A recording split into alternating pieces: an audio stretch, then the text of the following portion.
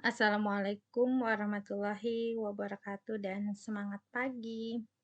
Kali ini kita akan membahas sedikit terkait standar akuntansi keuangan atau yang sering disebut dengan SAK.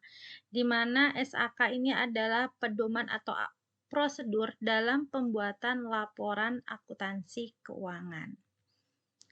Di sini kita akan membahas terkait 5 standar akuntansi yang berlaku di Indonesia.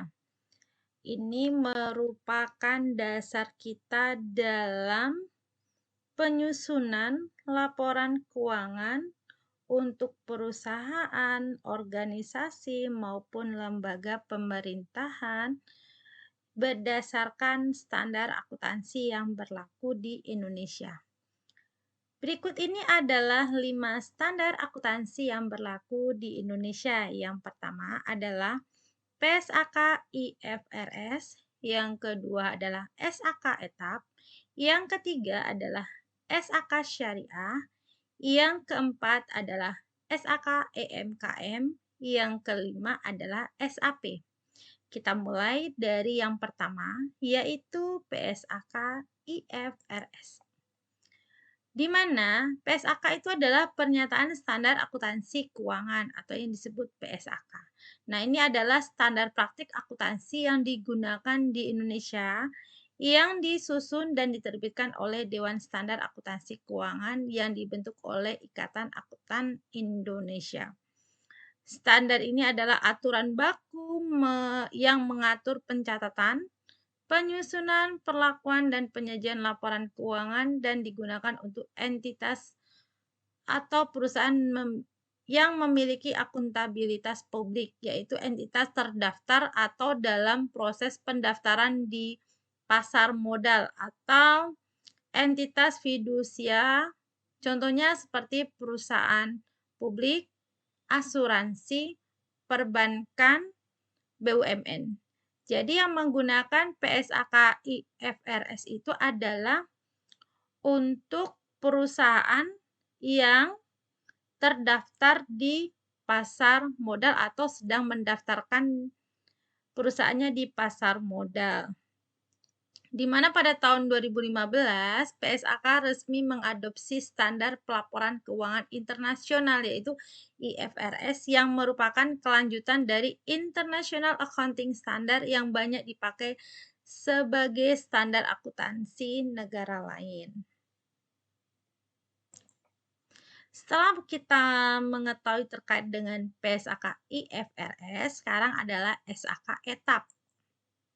Nah, SAK Etap ini adalah standar akuntansi keuangan untuk entitas tanpa akuntabilitas publik atau SAK Etap.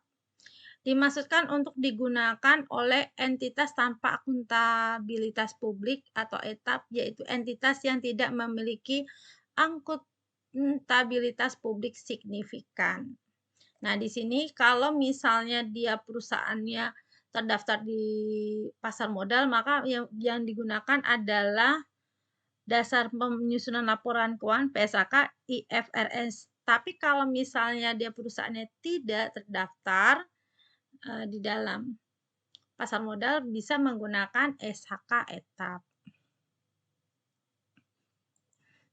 Kemudian ada namanya SAK Syariah. Ya, ini ada standar yang ketiga ya, SAK Syariah. Ini adalah sebagai prosedur akuntansi yang digunakan oleh lembaga atau bisnis dengan kebijakan syariah, di mana mencakup kerangka konseptual, penyajian laporan keuangan syariah, akuntansi murabahah, musyarakah, mudorobah, salam, dan istighnah. Jadi kalau menggunakan kebijakan syariah, kita menggunakan SAK Syariah. Berikutnya adalah yang keempat, yaitu SAK EMKM. SAK EMKM disusun untuk memenuhi kebutuhan pelaporan keuangan entitas mikro, kecil, dan menengah. Ya, EMKM itu artinya entitas mikro, kecil, dan menengah. Kemudian standar akuntansi yang berlaku di Indonesia berikutnya yang kelima adalah SAP, yaitu standar akuntansi pemerintah yang digunakan oleh entitas pemerintah dan penetapannya dilakukan oleh Komite Standar Akuntansi Pemerintah. Jadi, kita sebelum membuat laporan keuangan, kita harus memahami 5 standar akuntansi yang berlaku di Indonesia ini agar memudahkan kita dalam proses penyusunan laporan keuangan. Misalnya tadi perusahaan yang terdaftar dalam pasar modal, maka laporan keuangannya itu harus berdasarkan PSAK IFRS. Begitu juga misalnya lembaga pemerintahan dalam menyusun laporan keuangannya itu berdasarkan SAP, Standar Akuntansi Pemerintah. Nah, begitu juga dengan misalnya bank syariah. Nah, bank syariah itu penyusunan laporan keuangan itu berdasarkan SAK syariah. Jadi kita harus mengetahui terkait SAK syariah. Demikian video kita kali ini mengenal 5 standar akuntansi yang berlaku di Indonesia. Terima kasih atas perhatiannya. Sampai ketemu di video berikutnya.